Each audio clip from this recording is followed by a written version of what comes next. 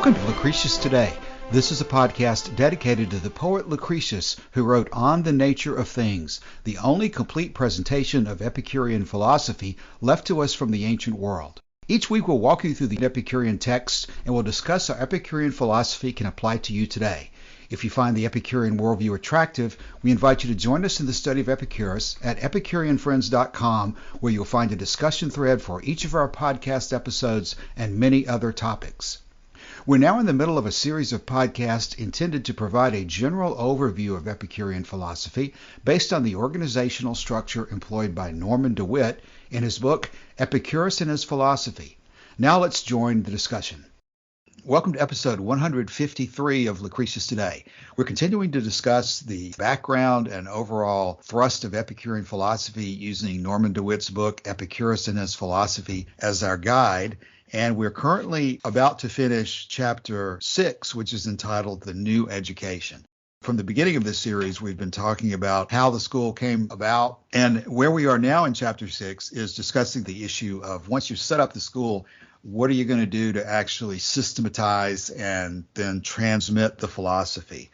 So what we've been talking about already included the tour of the universe and other methodologies and analogies that Epicurus was using. And today we're looking at sections that are entitled the new textbooks and then a section entitled refutative writings. And it seems to me that the important point that DeWitt is bringing up is that once you've decided to set up a school of philosophy and you want to explain it to other people, you're going to have to find a method of doing that that makes sense, sort of like what we face today in discussing Epicurean philosophy with other people. Where do you begin the process of explaining it to other people, writing it down and then conveying it to others? Do you begin with a very high-level overview? Do you pick out a couple of important principles that are the most important for you to convey? Or is there some other method that makes sense? We constantly talk about applying the philosophy, but unless you understand what the philosophy is in the first place, you have to question the logic of somebody who wants to apply something without ever understanding it in the first place. We have the 40 principal doctrines that most of the time people will look at as sort of an overall view of the philosophy.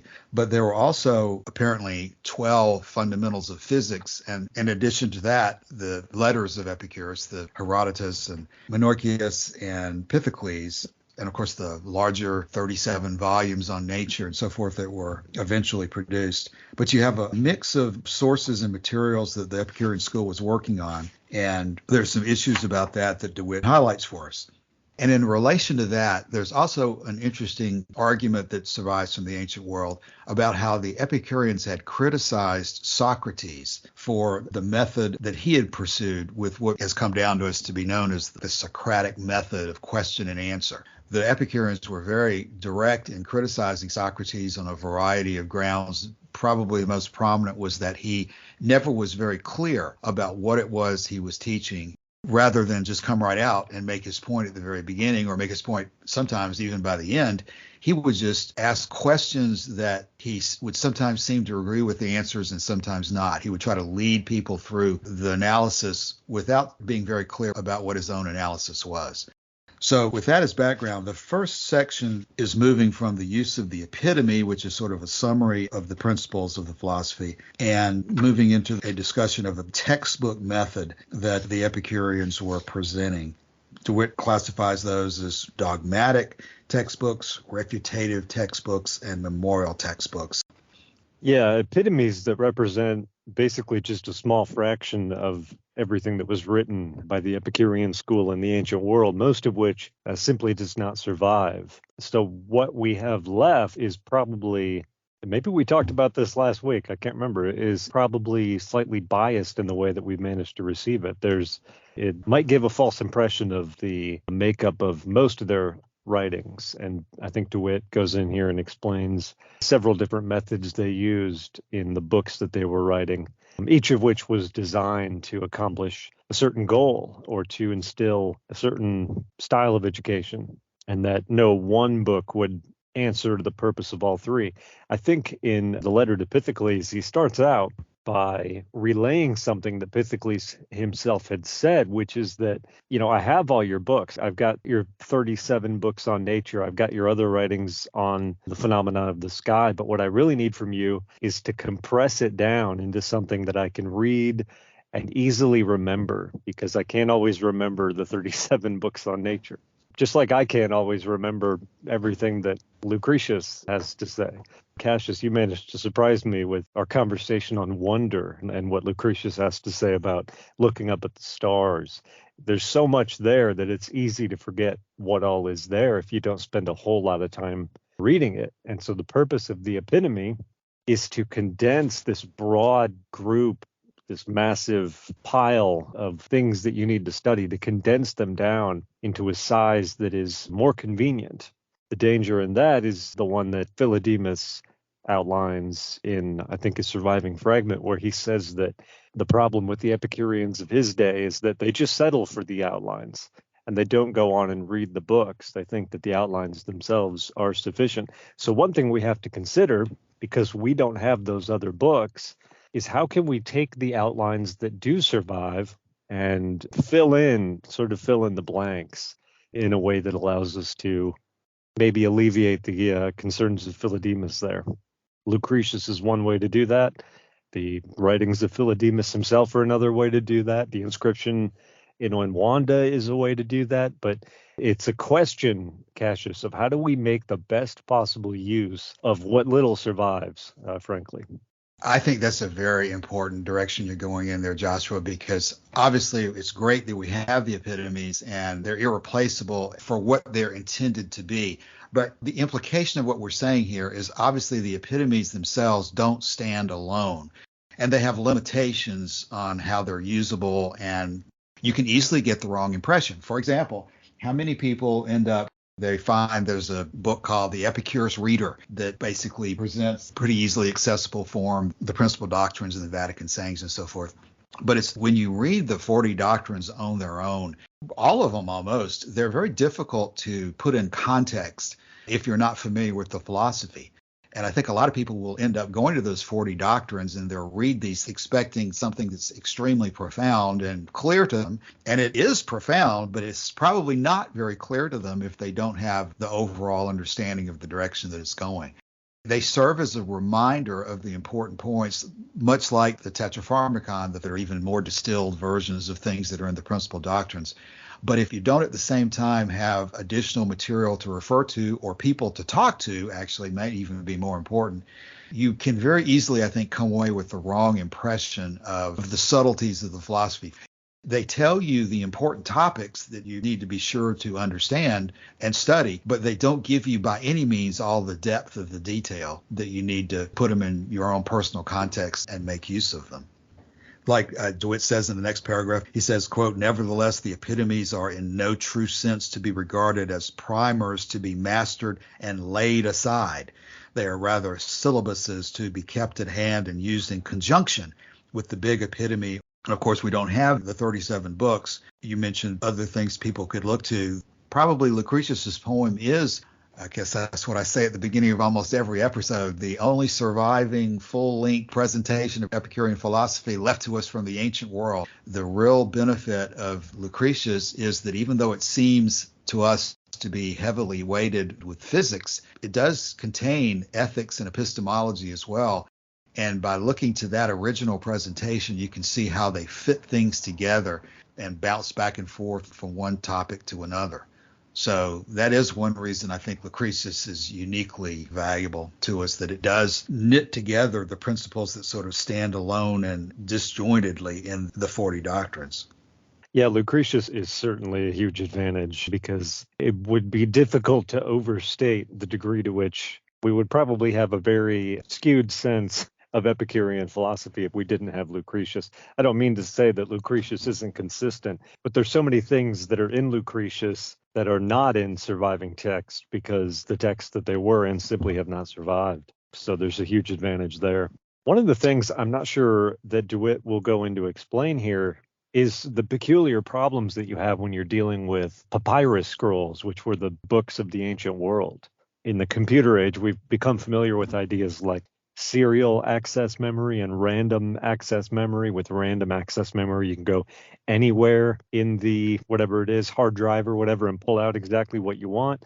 With serial access memory, you're just going in order. Well, the ancient scrolls were much more like that. It's not like a book that you can flip through. So seems to me like it would be considerably less convenient, particularly when you've got very long scrolls and you're trying to remember a particular thing. So we do have certain advantages now that they did not have then in terms of accessing the information, compiling the information, sharing the information. This has all gotten quite a lot easier. And maybe one more thing to bring up here is, you've touched on it with Socrates, is the way that the different philosophical schools in the ancient world presented their literary face, which is, if you're trying to convey a philosophy, what kind of books are you going to write in order to put it forward? And I think you can very easily make the case that the dialogues of Plato are very different from the epitomes of Epicurus, which are very different from the handbooks of Epictetus and Marcus Aurelius. So it's very different stylistically, which serves very different ethical, philosophical, epistemological purposes. So that's another angle on all of this. And Joshua, going further with part of what you just said there, you're talking about random access versus serial memory and so forth. One interest I have in the outside world is personal knowledge managers and how to organize things on a computer and so forth. And there's a lot of development lately on the internet about different programs you can use to organize your research and find things more directly. Several of the programs that I've been playing with have a dashboard where you have sort of a tree or some other type of organized method of, again, it's an outline of places you can click on, and you have a series of headings and topics, and you can click on them and hyperlink into various levels of detail. And I think to a large degree, that's what these 40 doctrines and the other lists were. They served that purpose as an intermediate index to the general topics of the philosophy. And just like in the surviving versions of the 40 doctrines, there are annotations to that. Those who had the ability to write back then probably had their own annotations to their own list of the 40 doctrines to help them find places in the larger text that would have extended and expanded on the particular discussion that's summarized only in the doctrine itself. But moving on to what I think is an even deeper issue, DeWitt on page 112 is saying that the supreme requirement on the part of the student is to be able to handle smartly the synoptic view, and the supreme objective is perfected precision or precision of detail. And this moves us into something we're probably going to discuss more next week, but DeWitt says the method of procedure is not from the particulars to the first principles, but from the first principles to the particulars. And he says that this reasoning is deductive. And he gives an example or two of that, which I probably won't go into right this second. But that's another aspect of this. You started with your observations about nature, which have led you to these conclusions, such as that nothing is created from nothing and nothing goes to nothing.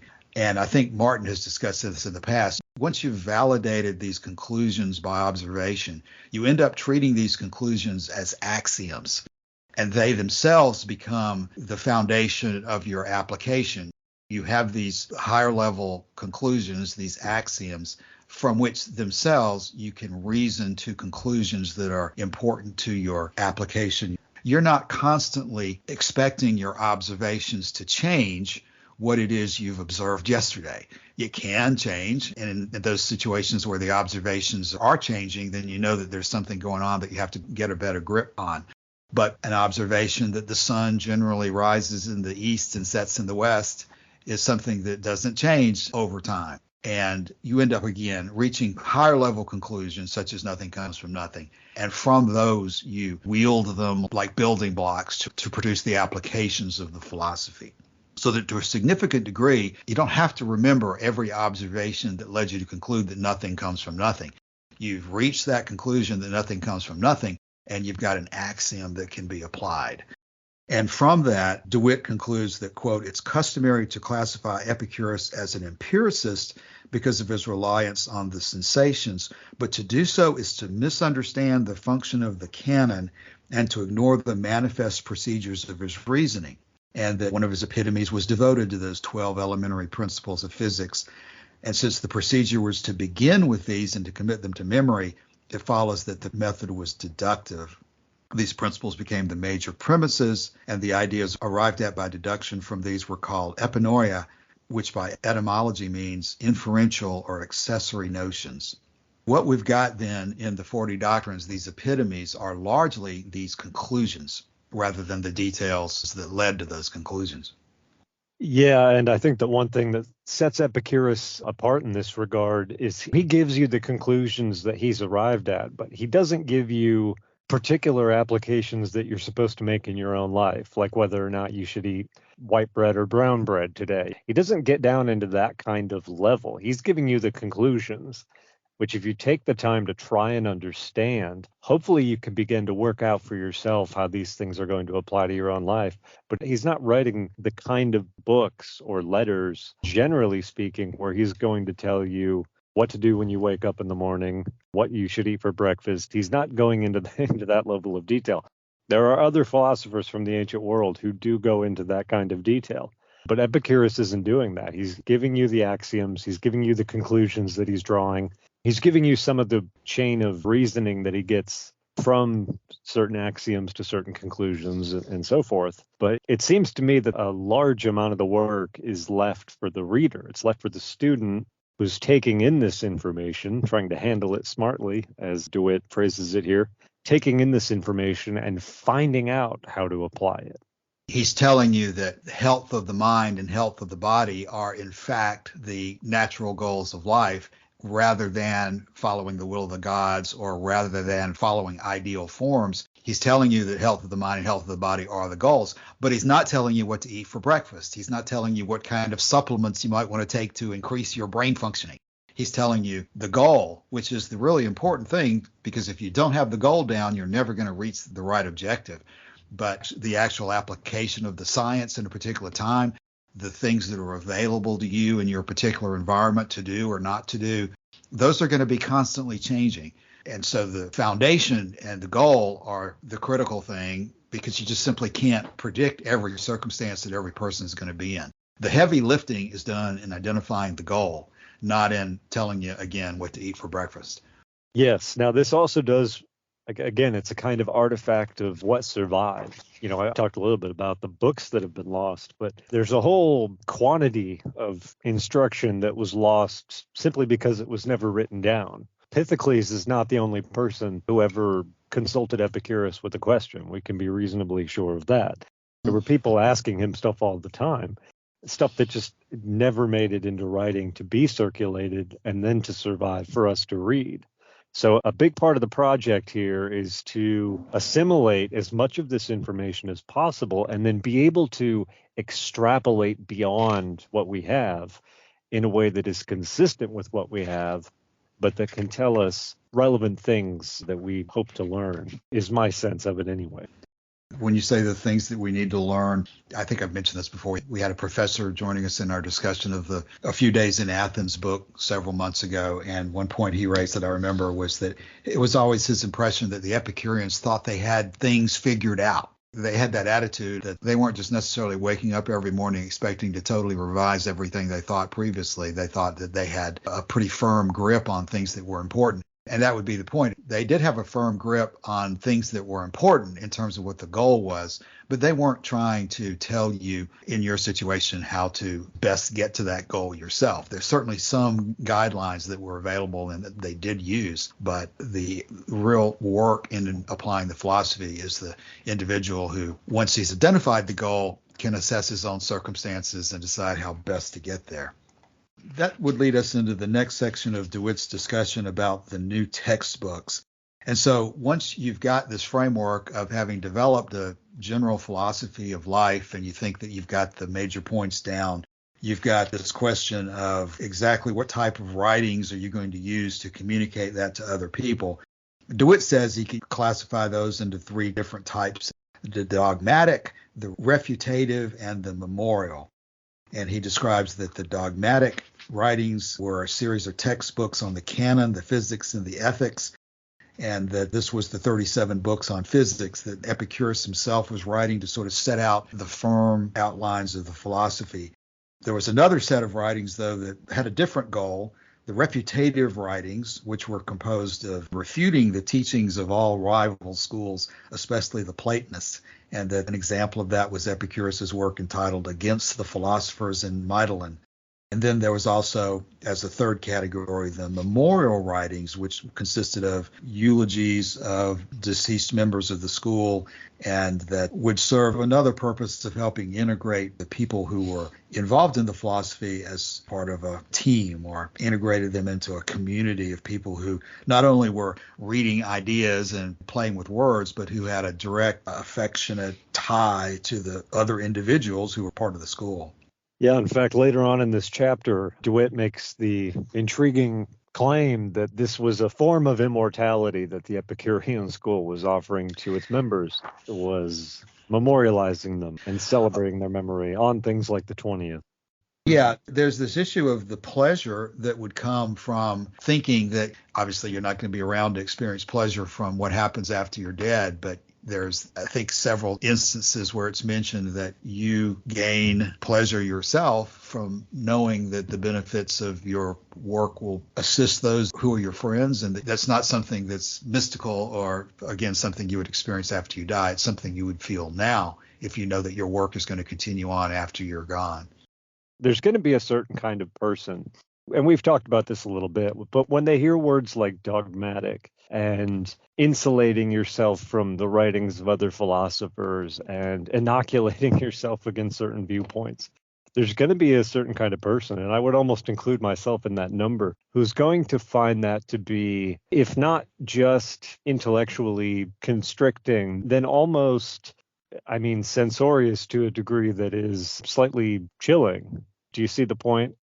Particularly in an age where we, I guess, pride ourselves on freedom of speech and free inquiry, and I want to chase down this line of inquiry to the final conclusion wherever it leads me. There's a certain draw to that kind of thinking, and I don't think it's necessarily wrong. So how do you balance that idea with what DeWitt is describing here as being the Epicurean position?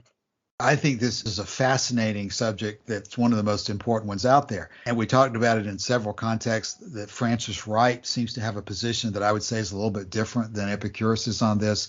The question is, does observation ever lead you to justifiably conclude in your mind that you've answered a question? Or does every question always remain open? How do you balance this issue? And maybe it's best to jettison the word dogmatism because it's got such negative connotations to it. But outside of the context of the censorious aspect of it, in terms of whether you're going to enforce your position on other people or not, and those other things that everybody finds unattractive, whether you're going to silence freedom of speech, whether you're going to, like I say, expel people or discipline them if they don't agree with your position, as emotional as those issues are, and as much as they are very, very important, I think you sort of have to put that aside for the moment and not let the emotional aspect of those questions override the real ultimate question for you yourself, because the question is not so much whether other people are going to force you to believe what they believe. The question is, are you yourself ever capable of coming to a conclusion about anything? It's not so important to me whether I have to believe it because the government or somebody else tells me to believe it. That's hugely important to me. But I want to know whether I myself can ever reach a conclusion and have confidence in it, regardless of what other people think. And that's really, to me, the issue that's being addressed here is the question of, can you ever come to a conclusion that you can rest on and believe that you've answered with finality? The issue of the nature of the gods, the issue of whether there are supernatural gods, the issue of whether there's life after death. Must you always keep those questions open in your mind as something that you could decide tomorrow could be overturned? I think that's really the issue. And what Epicurus, I think, is trying to say is that this is the issue of whether knowledge is possible enough. Is it possible to have knowledge on whether there's life after death or not? How do you describe your position here about that? Are you certain of it? Are you taking the position that it's more likely than not? How do you view the outcome of your reasoning? And what we found in the Francis Wright material, I think, is Francis Wright was reaching the conclusion that you should never reach a conclusion about much of anything. It's always a matter of observation, especially on issues of the formation of the universe or the size of the universe, the age of the universe, things outside of your own life, those are just not important enough for you to take a position on, so you just don't take a position. Do you ever take a position on anything, though, is the ultimate question. And under what circumstances would you do that? I think I see what you're saying here, and it's actually become something fairly common for people who have made a name for themselves as being non-standard in their beliefs about religion, about God, about death, about the afterlife.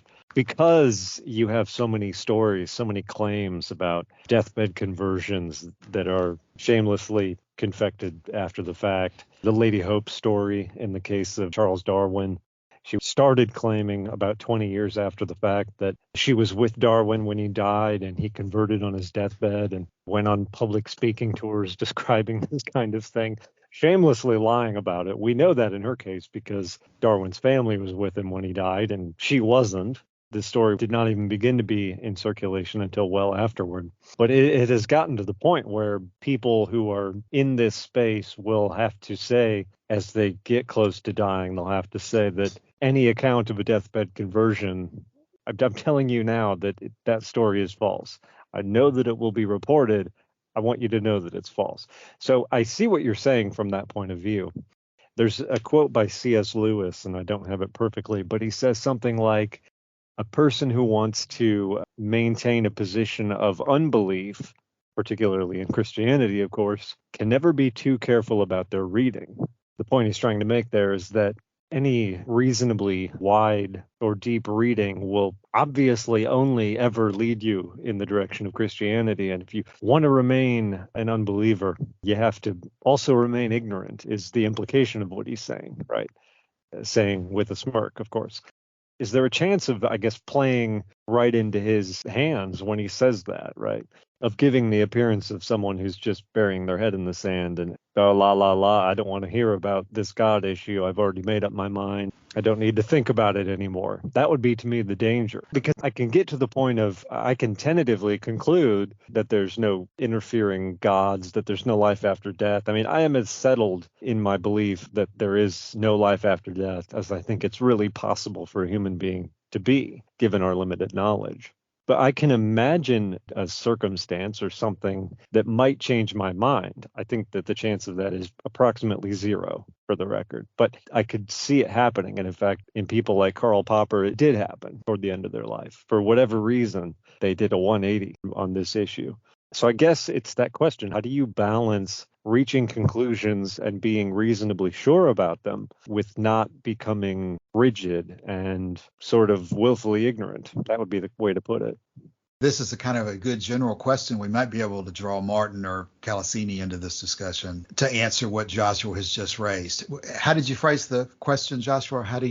My question is, how can we balance our approach between absolute certainty about a position that we think is true?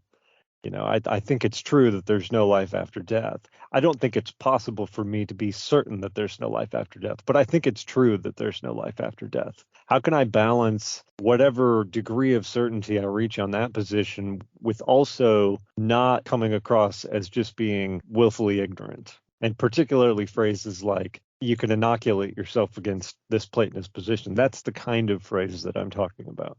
I still haven't managed to articulate the question very well, but it's pretty clear, though, I think, at this point. Martin, what do you think about that? I think this inoculation is for the purpose of efficient teaching. So I don't think at the higher levels, when they were debating things, they were that closed, no?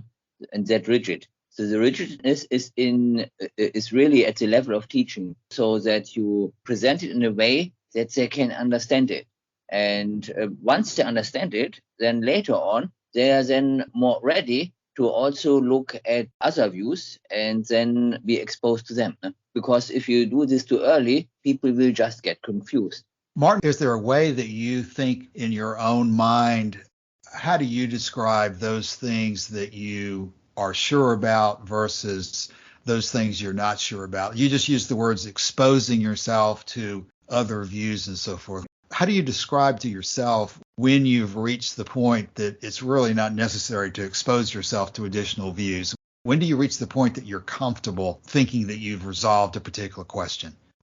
Actually, I don't mind to keep getting exposed from time to time. I mean, I do that. I attend the series from a somewhat different group, which is explicitly not Epicurean, even though the leader there calls himself an Epicurean, but it's different. No? So, and I get exposed to all kinds of other ideas there.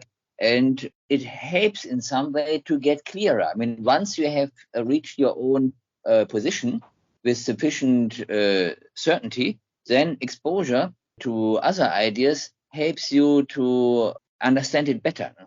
I think that last point's very important, and that's what DeWitt's talking about and what Epicurus was doing as well. You understand your own views better by testing them with arguments from opposing positions.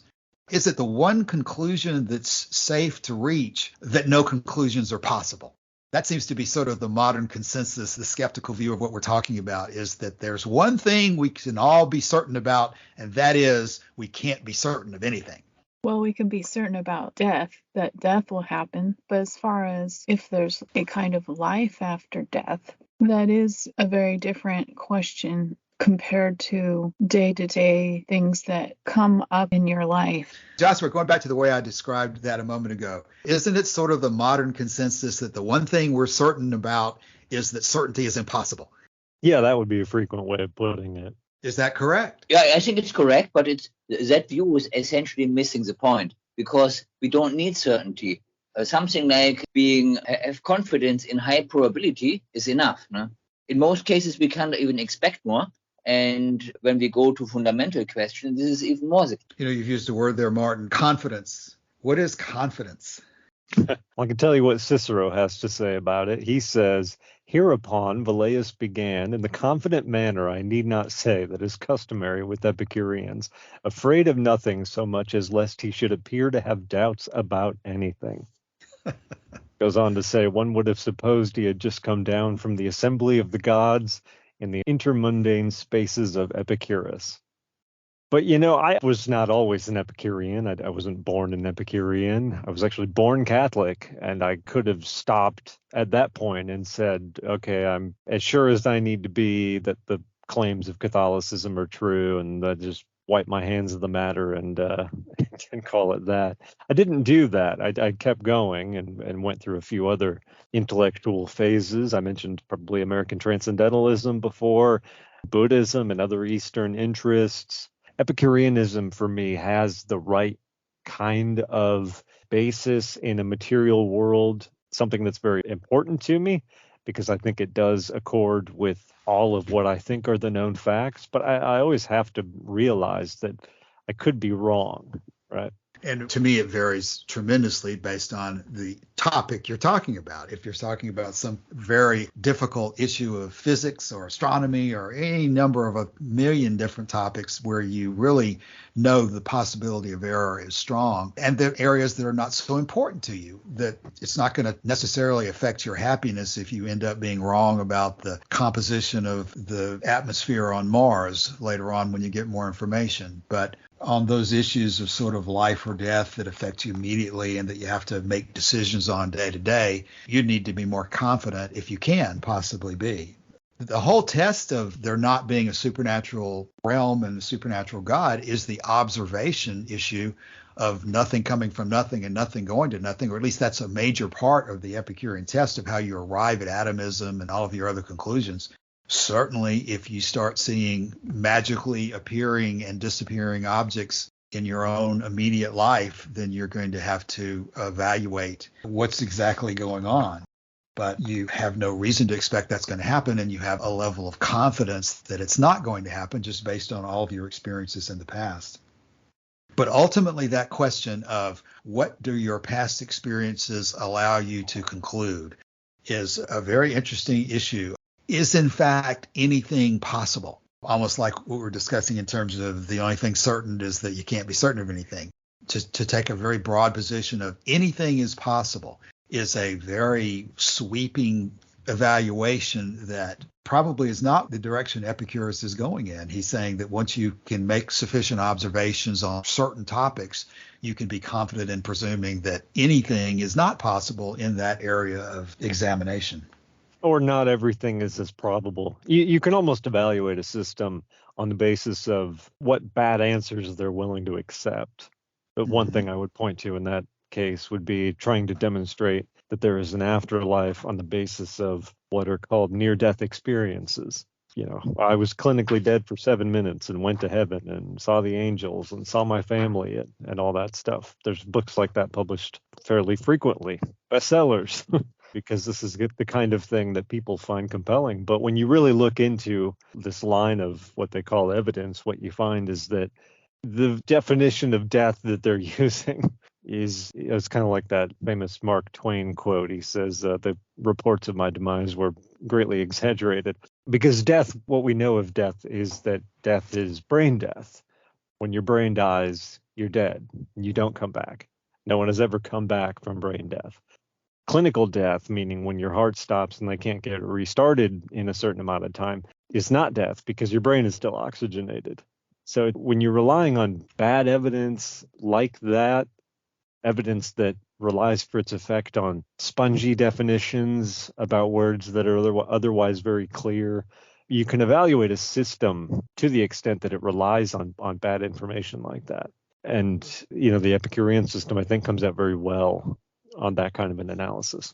One more thing, if we're ready to leave that issue aside for a moment. I'm actually going back a little bit. When we were doing the first episode on our series on the letter to Menoikeus, Colosini made an interesting suggestion. She said that we could analyze that letter through the lens of being a protreptic, which I thought was very interesting at the time, something that hadn't occurred to me before. On page 115, let's say a few lines down on the third paragraph, he's describing all of the different kinds of writings they're using, and he says, there was, as fashion had begun to require, a protreptic or exhortation to the study of philosophy.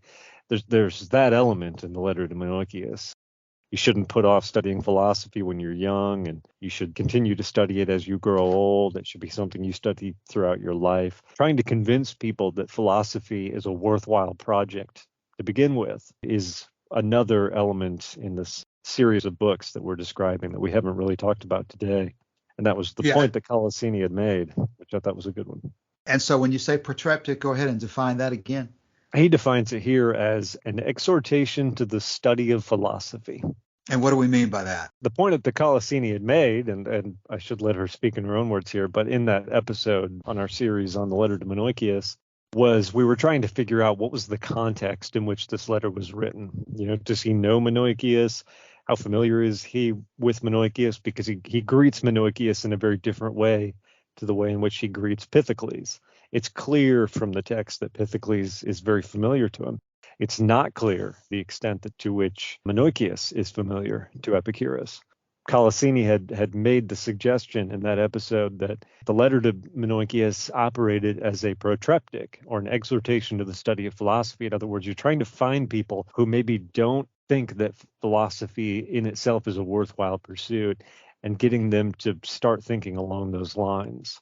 Because if you're Epicurus and you're convinced, confident is the word we've been using, that you've come up with an explanation of nature, you've come up with an ethical system, you've come up with a regime of epistemology that you think works, you think that it fits, and you want to get it into circulation specifically because you think that if people really do embrace this, it will actually help them.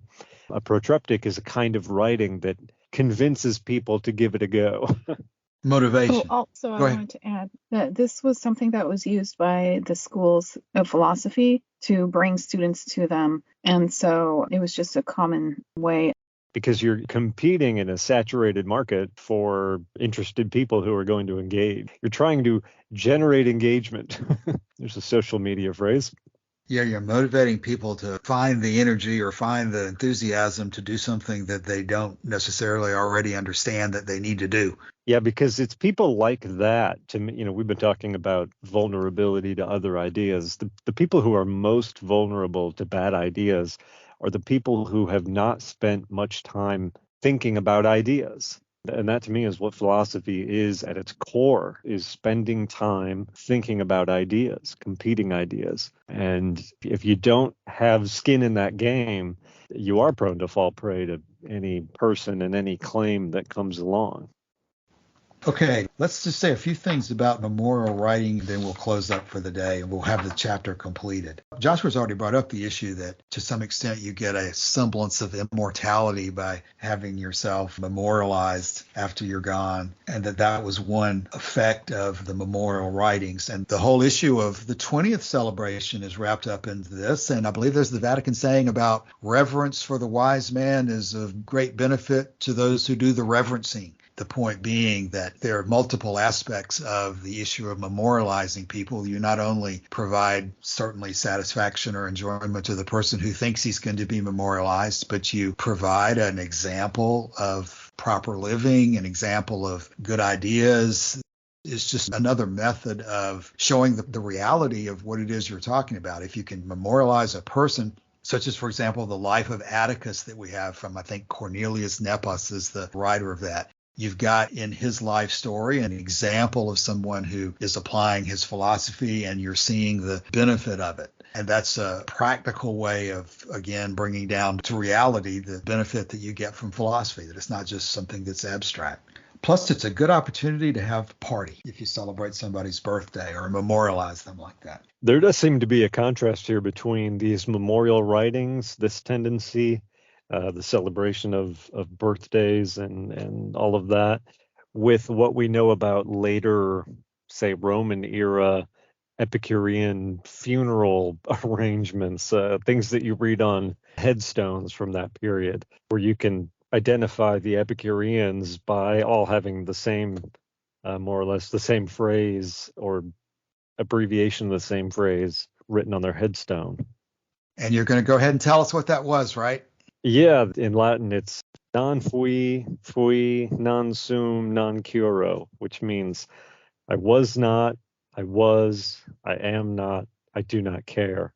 There's a certain kind of anonymity in having the same thing as everyone else on your headstone, right? Or your memorial monument. So does seem to be a contrast there between that kind of anonymity and the specific reference in these memorial writings that he's describing, writings that we're presuming people would continue to read and maybe even read sections of out loud at the 20th meeting as a way of keeping the memory alive. I think this might be the quote you were referencing a moment ago. It says, Gaius Stalius Haranus watches over this abode, one of the joyful Epicurean chorus. Is that? Yes, uh-huh. Yeah, that was inscribed on a funeral monument. The bottom line being that maybe there's two major benefits, at least, of these memorial writings, that you get pleasure knowing that perhaps you will yourself be remembered in the future. That gives you present pleasure. And it also serves as pleasure to those who come after you to realize that here are examples of a successfully lived life according to Epicurean principles. It again gives benefit to you in terms of allowing you to live your life in a more successful way. Okay, as we come to the end of a discussion of Chapter 6, let's go ahead and bring today's episode to a conclusion. Any final thoughts from Martin? No, I have nothing to add today. Okay. Calasini, anything? Oh, no, nothing. Thank you. All right. Joshua, what are your concluding thoughts for the day? My concluding thoughts are that we have no more excuses. Next episode is Chapter 7, The Canon, Reason, and Nature. That's exactly right. We'll get into the details of that aspect of the philosophy first, and that's going to occupy us probably for several weeks. We'll see how it goes. We'll go ahead and bring today's episode to a conclusion. Then we'll come back next week and start discussing Chapter 7, the canon, reason, and nature, basically the epistemology section of Epicurean philosophy.